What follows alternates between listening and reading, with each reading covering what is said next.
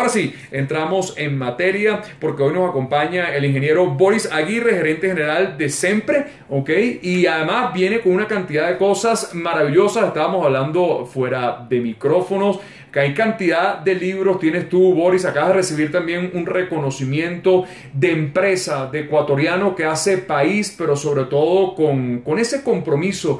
Y te empiezo preguntando esto: ¿qué pasa si en la empresa no hay alma? ¿Qué sucede cuando una empresa pierde ese contenido dentro de lo humano? Bienvenido, Boris, aquí Frente a la Vida.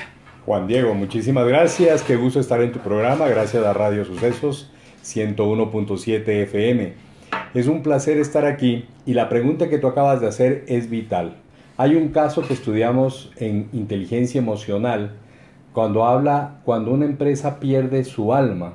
Y cómo muchas empresas que al ser afectada el alma de la empresa han terminado quebrando, versus que aquellas empresas que pasan por los mismos problemas, por las mismas dificultades, si mantienen el alma de la empresa y la inteligencia emocional, pueden salir adelante. La empatía, el optimismo, la visión de futuro, un liderazgo transformacional puede ser el empuje para que una organización en momentos difíciles salga adelante. Esa es la gran diferencia. Comparto 100% eso. Si la psique de la empresa, psique, viene el concepto en latín que significa alma, no está presente, muchas veces caemos en doctrinas que también te pregunto, que para mí están absolutamente obsoletas, porque muchas veces caímos que la presión sobre ese empleado, que la presión excesiva, casi a niveles tóxicos, va a generar resultados en la productividad. Como dice ese gran conferencista español Alex Rovira, dice que en algún momento sí puede generar el efecto de que hay mayor productividad momentánea, pero ese empleado tarde o temprano va a petar más adelante, porque ese va a ser un personal estresado, angustiado y depresivo en algún momento, que es quien conduce, bueno, la verdadera gerencia de una empresa. Acá tienes varios temas también, pero qué importante es la motivación entonces dentro de ese espacio que es la empresa. Bueno, la motivación es vital porque la motivación viene del latín movere, que significa lo que te mueve a. Muchos estudiosos dicen que no existe la desmotivación. Las personas tienen motivación positiva o motivación negativa.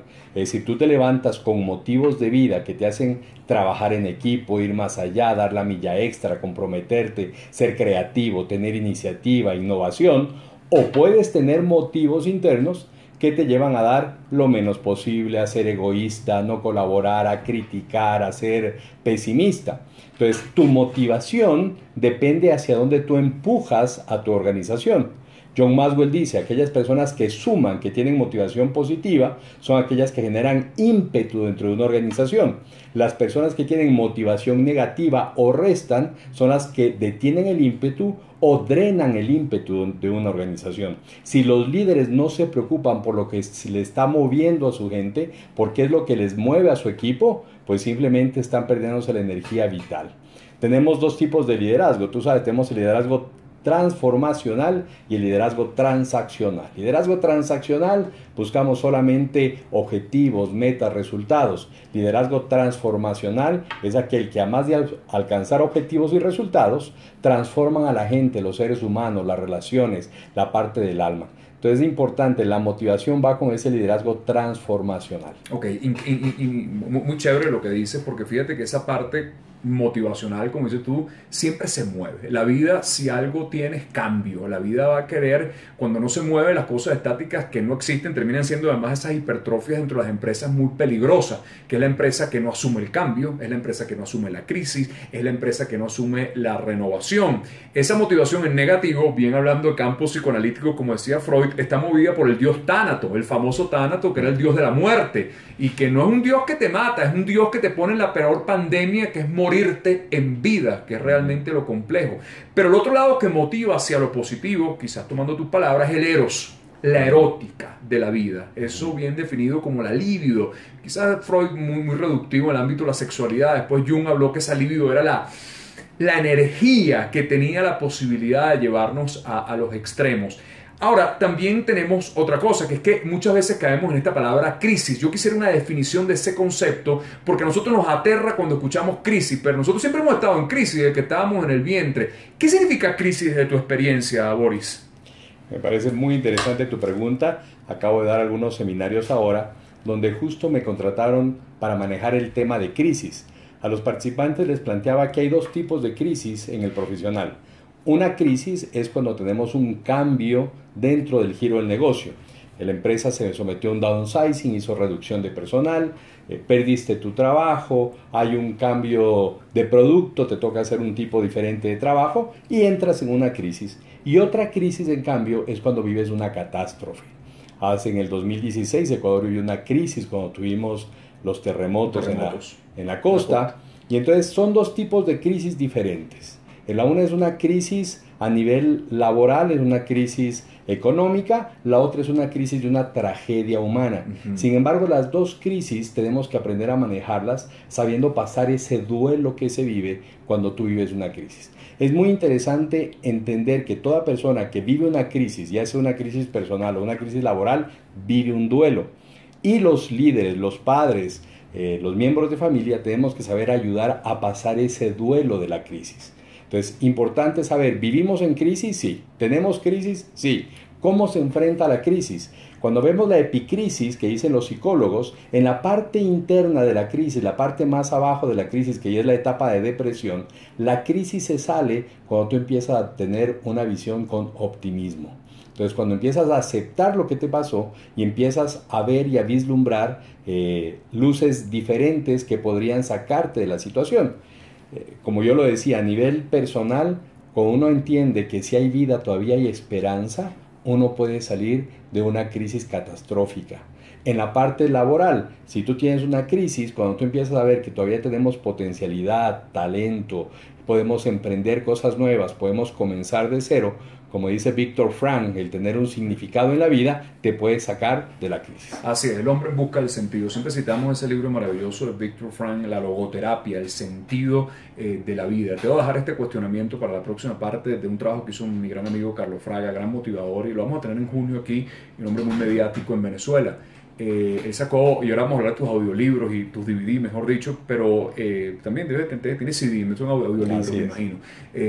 Que él hablaba de quien maneja las 3C de los nuevos tiempos. Te las voy a soltar las 3Cs. Caos, crisis y conflicto. Quien sabe gerenciar el caos, la crisis y el conflicto está del otro lado de la corriente. Ahí te lo suelto, Boris, para que me des tu análisis en la próxima parte. Un gusto tenerte acá. Boris Aguirre, bueno, también de Sempre y una cantidad de proyectos extraordinarios. Vive la experiencia de Sempre, desarrollo empresarial, gente que hace país, ya vamos a conversar de eso, hacer país desde la empresa, pero sobre todo en ese ámbito motivacional. Tienes acá una cantidad de DVDs y CD que también lo vamos a conversar en la próxima parte. Llegamos gracias a FlexiPlus, gracias a Practic también, esa marca maravillosa que nos acompaña, gracias a Graiman, gracias a Bonería Wilson con su producto Cierto Lava y gracias también a Janim Sims ahora en el centro comercial La Escala. Seguimos hablando con el ingeniero Boris Aguirre, todo un manejo sobre el coaching, sobre la empresa, sobre el desarrollo. Te dejé esas 3 palabras. Fraga dice caos, crisis y conflicto, las 3C de los nuevos tiempos, son 3 cosas diferentes.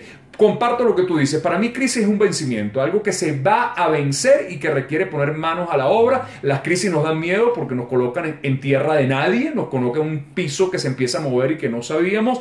Pero él dice, manejar la crisis, manejar el conflicto y manejar el cambio son las llaves de la buena gerencia. ¿A qué te suena eso, mi querido Boris? Me parece que es el desafío de los líderes actuales. Cuando tú estudias el desarrollo de competencias en el tiempo, desde 1960 se comienza con un liderazgo transaccional. Es necesario luego, para ser un líder que evoluciona, a añadir el liderazgo transformacional. Luego viene el liderazgo del cambio, porque en los años 80 se vivió cambio. Luego viene un liderazgo hacia valores, liderazgo por valores, liderazgo centrado en principios. Y ahora estamos viviendo un liderazgo por influencia, liderazgo de 360 grados. En esa etapa de evolución del cambio, del liderazgo, el cambio, la crisis, el caos, es algo normal que todas las organizaciones vamos a pasar y todos los ejecutivos vamos a pasar. Estuvimos hace poco celebrando nuestro 20º aniversario en December y estamos en una entrevista y en la entrevista me decían, Boris, han pasado 20 años en tu empresa donde has vivido cambios de presidentes, paquetazos, pinchazos, dolarización, congelamiento bancario, la famosa década que no se sabe cómo será, pero fue una década que pasamos, y me decían, y tú estás hablando de un evento que lo llamamos agradecimiento. ¿Cómo es posible que durante 20 años que hemos pasado los empresarios crisis, tú haces un evento de agradecimiento? Y yo le decía a la periodista, mira, el agradecimiento se da porque los 20 años he aprendido que uno debe ser un faro de optimismo para poder salir de una crisis. De los tiempos difíciles que todos pasamos, crisis económica, crisis personales, crisis familiares, crisis emocionales, porque a veces puedes tener mucho dinero, pero vivir una crisis emocional interna muy fuerte.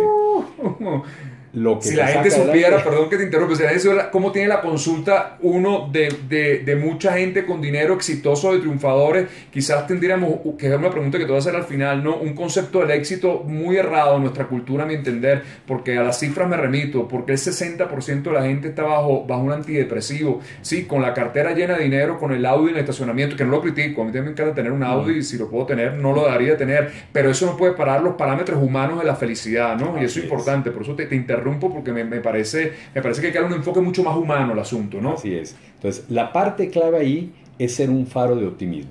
Cuando hablamos de que una persona aprendió a superar la crisis, el caos, los cambios, a pesar de que todavía no salga del túnel, sino que está viendo la luz blanca, ya es un paso adelante. Así es. Entonces, la visión es cómo nosotros como líderes podemos ayudar a nuestro equipo a ver la luz blanca, a tener un faro de optimismo en medio de las circunstancias difíciles. Así es, me parece increíble porque tú ya 20 años, o sea, son 2 décadas donde tú dices, se ha movido el barco para todos lados, pero aquí estás con la sonrisa, con el éxito y sobre todo diciendo hacer país. Tú sabes que yo llevo ya casi 7 años y medio viviendo en el Ecuador y yo vengo de un país, bueno, Venezuela, que fue el país que me formó, el país que me educó, que me permite además todavía, fíjate, ahora me voy a final de abril y sigo haciendo giras en Venezuela y la gente dice, oye, pero con aquel grado de depresión colectiva tú vas, ahora más que nunca vas, voy a ofrecer, bueno, ni siquiera es rentable ese mercado porque es un país devaluado, sin embargo es un compromiso con el país que me dio mi patria y mi formación, pero sin embargo tengo otra patria ahorita, que es el Ecuador, país que honro y voy a tomar el verbo tuyo, agradezco cada mañana porque yo creo que Ecuador es el mejor país del mundo para vivir. Yo me la paso en un avión montado y siempre digo, me regreso a mi Quito querido, me regreso a mi Cumbayá, como digo yo, que es el mejor sitio donde uno puede vivir, una ciudad con rasgos maravillosos. Y te hago esto porque yo solamente hago una crítica al Ecuador y la hago con mucho respeto y con mucho amor porque a mí a veces cuando entramos en crisis me parece que nos subestimamos mucho y que nos criticamos mucho. A mí me duele cuando yo traigo a gente que me visita, que se sorprende, nada más llegan a este aeropuerto y se sorprenden. Y ahora hice un viaje que me fui desde Manta hasta volver a llegar a Quito, me fui hasta el Chimborazo y la gente que vino conmigo era babiada con el Ecuador. Y yo digo, ¿por qué a veces no nos creemos la película? O sea, porque a veces tenemos que criticarnos, no, pero la cosa se va a poner peor, no, pero esto no va a pasar nunca, no, pero digo, si tenemos el mejor país del mundo, ¿vale? ¿Qué es lo que nos falta para creernos que este país tiene el potencial para ser lo que yo creo que es el mejor país del planeta para vivir, ¿vale? Puede sonar exagerado, pero yo te lo juro que Ecuador es uno de los grandes países para poder hacer vida. ¿Qué nos falta, Boris? Bueno, tú acabas de decir la palabra clave, creernos. Y la palabra clave es creer. Me encanta a mí una parte bíblica que dice, cree, porque al que cree, todo le es posible. Amén. Así es. Tienes que creerlo. El primer libro que yo escribí, que tú lo tienes ahí al frente, la imagen se llama Creados para ser felices. Y la visión es que la gente debe tener conciencia y su motivador interno es que nacimos no para sufrir, nacimos para ser felices a pesar de las circunstancias. Entonces la visión es que la gente tiene que cambiar el chip interno, esa mentalidad y empezar a agradecer por lo que tenemos, lo que tú acabas de decir. Independiente de cómo estés, agradece por aquello que tienes. Cuando vemos grandes motivadores como Nick Vujicic, como Tony Robbins. ¿No es cierto? Claro. Y cuando vemos viendo esos motivadores que tienen por circunstancias de la vida alguna discapacidad, sin embargo ahora son grandes motivadores, porque aprendieron a no ver lo que no tenían, sino a dar gracias por lo que tenían y seguir adelante. Nick Vujicic no tiene los 2 brazos ni las 2 piernas y enseña a la gente a levantarse y a caminar y a saltar, a surfear. Entonces cuando tú ves ese tipo de personas dices, oye, ¿dónde está el chip que debo hacer el cambio en mi cabeza para dejar de ver lo que no tengo y empezar a fijarme en lo que sí tengo, agradecer lo que tengo y trabajar por lo que tengo? Amén. Entonces, en Ecuador a veces vemos lo que nos falta o lo que nos fue quitado, pero todavía tenemos el vaso medio vacío. Tenemos muchas cosas por las cuales agradecer. Yo también les digo en mis conferencias, cuando ustedes ven que tenemos tantas personas que vienen de Venezuela, que vienen de Colombia, que vienen de Cuba, es porque aquí hay algo que tú y yo todavía no estamos viendo y que tenemos que ver, valorar y echar para adelante. Así es, así es. Vamos a seguir en la próxima parte conversando hoy con Boris Aguirre, bueno, de toda esta maravillosa empresa de Sempre, desarrollo empresarial. Ahí te fui escuchando varias cosas. En Venezuela está Michael Melamed. Michael Melamed se hizo muy famoso. Él tiene un problema cerebral gigantesco. De hecho, ya me voy a acordar cuál es la patología exacta que tiene Michael. Tú lo ves en los videos y él le cuesta hablarlo. Él se formó en la psicología de la Gestalt, pero es un hombre maravilloso y ahora está en México dictando, tiene parálisis cerebral. Eso es exactamente el diagnóstico que él tiene. Y ahora en México se ha convertido en los grandes expositores de las grandes empresas. Y él se hizo muy famoso en una entrevista más hermosísima con Ismael Cala, cuando él corrió, entre comillas, el maratón de Nueva York. Hizo el maratón de Nueva York. Y él tiene una discapacidad caminando, camina muy lento, arrastrando las piernas, pero es un tipo brillante. Y él tardó, creo que fueron 19 horas, 20 horas en terminar el maratón de Nueva York. Llegó a las 4 de la mañana y cruzó la meta, y eso lo pueden ver en YouTube, que es un video muy hermoso, o la entrevista que le hizo Ismael Cala en CNN. Cuando él cruza, estaba esperándolo su padre, que él tenía una honra con ese padre maravilloso, porque él decía que en esa época la gente discapacitada más bien la escondían y el papá de él más bien lo sacaba y lo ponía en la caminadora y lo ponía en la vida. Yo tuve una oportunidad de dictar una conferencia con él hace un par de años que se llamaba Padres en Alto Rendimiento, y él dijo algo que lo dice en la entrevista que me emocionó mucho. Él, cuando cruzó la meta del maratón de Nueva York, estaban todos los medios de comunicación esperándolo y estaba cayendo una tormenta y estaba su manager ahí, mi querida amiga, siempre la nombro, Perla Sananes. Y él cruzó la meta y él dijo, y me cierro con estas palabras para irnos a la próxima parte de lo que es saber llegar en la vida, dijo: este va a ser el primer maratón de Nueva York que nadie se va a recordar quién lo ganó, pero todo el mundo se va a recordar quién llegó de último. Y eso fue una página de New York Times. Te dejo eso hoy conversando con Boris Aguirre de Sempre. No te muevas aquí frente a la vida. Regresamos frente a la vida, conversando con el ingeniero Boris Aguirre. Bueno, todo lo que tiene que ver con de Sempre, desarrollo empresarial, líderes en capacitación, asesoría y desarrollo personal. Acabas de ganar un premio, ya lo vamos a conversar al final. Estoy viendo todas tus publicaciones, que son varias, creados para ser felices.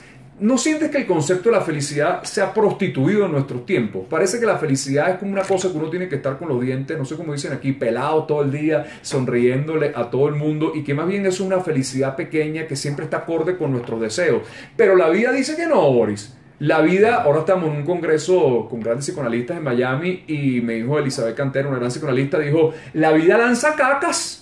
Y a veces con las cacas, bueno, hay que cargar, ¿no? De alguna manera. Pero sin embargo, a pesar de las cacas de la vida, hay una felicidad que es mucho más grande, que es la que asume las consecuencias de que la vida da, pero la vida también quita.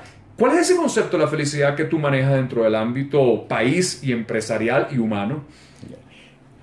Excelente pregunta. Cuando tú enfocas a la felicidad como un estado de paz, de tranquilidad, de serenidad, es muy diferente a alegrías momentáneas. De acuerdo. Hay situaciones que te pueden dar alegría momentánea, pero aquello que te da una paz interior, que te da estabilidad, que te da el poder compartir con tus seres queridos, te da una esperanza en la vida, un tener el que levantarte en la mañana sin tener que cargar una cruz, sino que agradecido por la cruz que te fue quitada. Todo ese tipo de cosas te da una sensación de bienestar, que se llama estado de flujo. En inteligencia emocional se lo conoce como el estado de flujo. Cuando una persona entra dentro del estado de flujo, es mucho más productiva. Entonces, lo que aquí nosotros enfocamos es, si la persona en la mañana se levanta agradeciendo por lo que tiene, viendo las cosas que puede hacer, en vez de fijarse en lo que no tiene, quejarse por lo que no tiene, amargarse por lo que no tiene. Si la persona entra en ese estado de flujo, de agradecer: tengo salud, tengo vida, tengo una pareja, tengo esposo, tengo hijos, tengo un lugar donde trabajar, tengo salud, puedo tomar el bus, su estado de flujo le va a llevar a ser mucho más productivo. Esa es la felicidad. No es la cantidad de cosas que tienes, sino es la sensación y el estado en el cual puedes tú desempeñarte. Cuando el cerebro humano está en un estado de flujo positivo, alegre, optimista, es mucho más productivo. Y me encanta a mí cuando tú ves muchas organizaciones que están enfocadas ahora dentro de sus valores corporativos a trabajar en el bienestar del empleado con su familia. Porque saben que si están bien con la familia, son mucho más productivos dentro de la organización.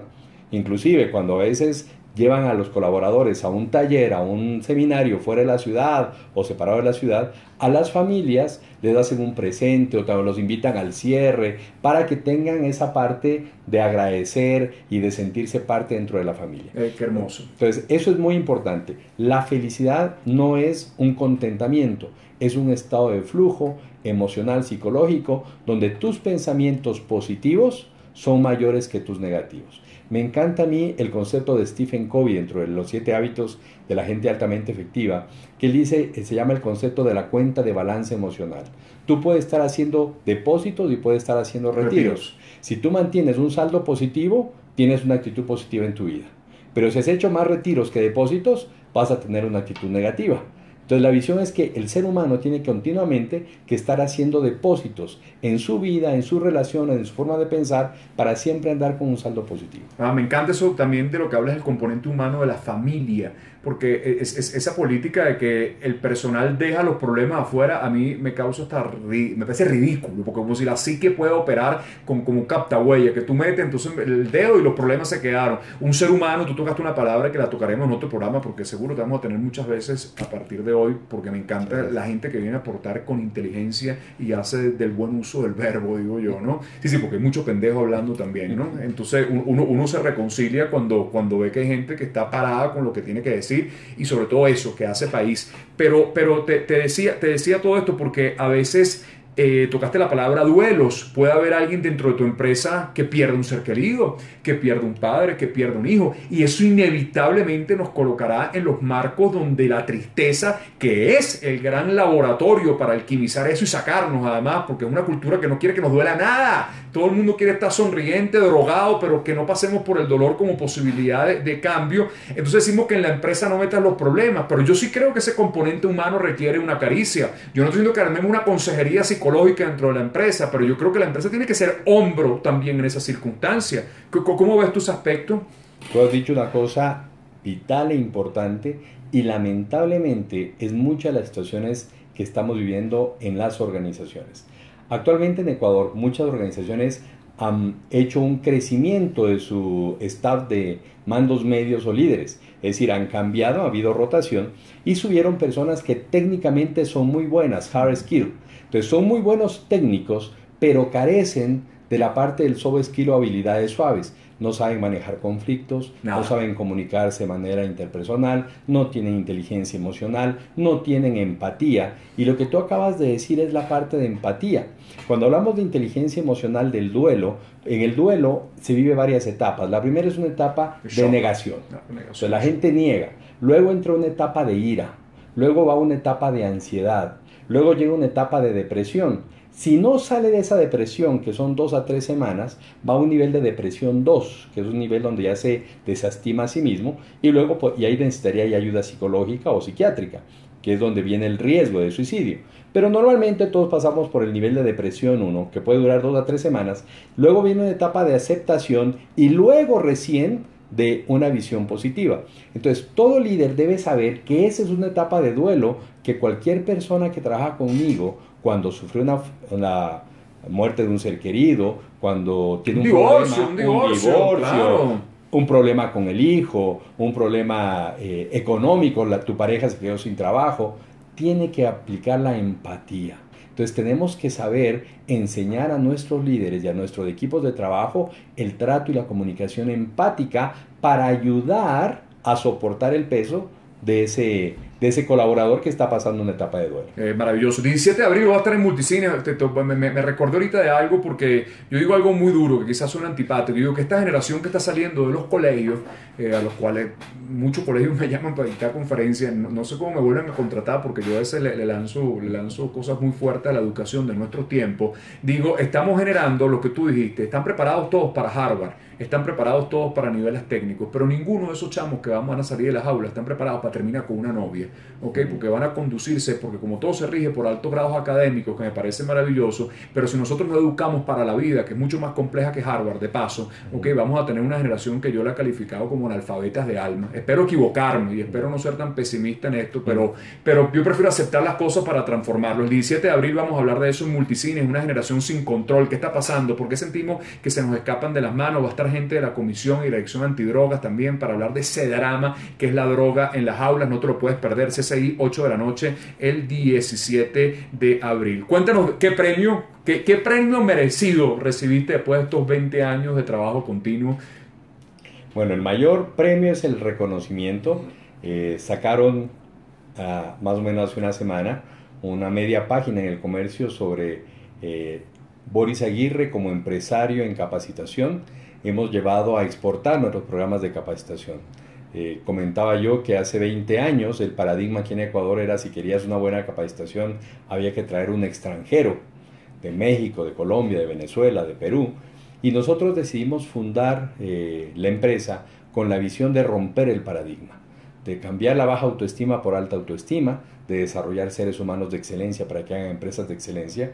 Y en estos 20 años hemos podido llevar nuestros programas de capacitación a Curazao, a México, a Brasil, a Costa Rica, República Dominicana, Venezuela, Colombia, todas las Perú, banderitas aquí. y trabajar, gracias a Dios, con grandes organismos como Banco Mundial, el BID, la ONU, Citibank y varias empresas más que nos han abierto las puertas, creyendo en este mensaje, que solamente personas de excelencia, seres humanos de excelencia pueden hacer una organización de excelencia. Así es. Boris, esta es tu casa, ¿no? Espero que vengas muchas veces más a compartir, a debatir. Hablamos de lo mismo, con conceptos diferentes, pero al final lo que estamos diciendo es que si lo humano está atendido, la sociedad se transforma, la empresa se transforma. Y cuando hay empresas que hacen país desde adentro, como tú, como yo, porque yo hago empresa en el Ecuador, como tú, el país empieza a gerenciarse y a moverse hacia esa excelencia que queremos. Es mucho más fácil ver el enemigo afuera, que posiblemente esté, nadie está diciendo que no esté, pero es mucho más fácil decir este país, este gobernante, sí, que pueden ser los peores que nos han tocado, pero cuando hablamos desde mi país, cuando hablamos desde mi empresa, desde lo que realmente me corresponde y aprendemos a mojarnos los pies, yo creo que el mundo cambia. Cuando tú cambias, yo cambio, cuando tú cambias, la transformación se da. Yo siempre digo, para cerrar, el último mensaje es: nunca saques de la ecuación a Dios. Amén. En esa ecuación que puede hablar muerte, si entra Dios te puede dar vida. Una ecuación que puede haber destrucción, si entra Dios te puede dar construcción. Entonces en 20 años hemos aprendido que si tienes dentro de tu ecuación a Dios, los resultados son diferentes. Amén, amén. Bendito Dios que nos acompañe siempre. Gracias por estar aquí, Boris. Llegamos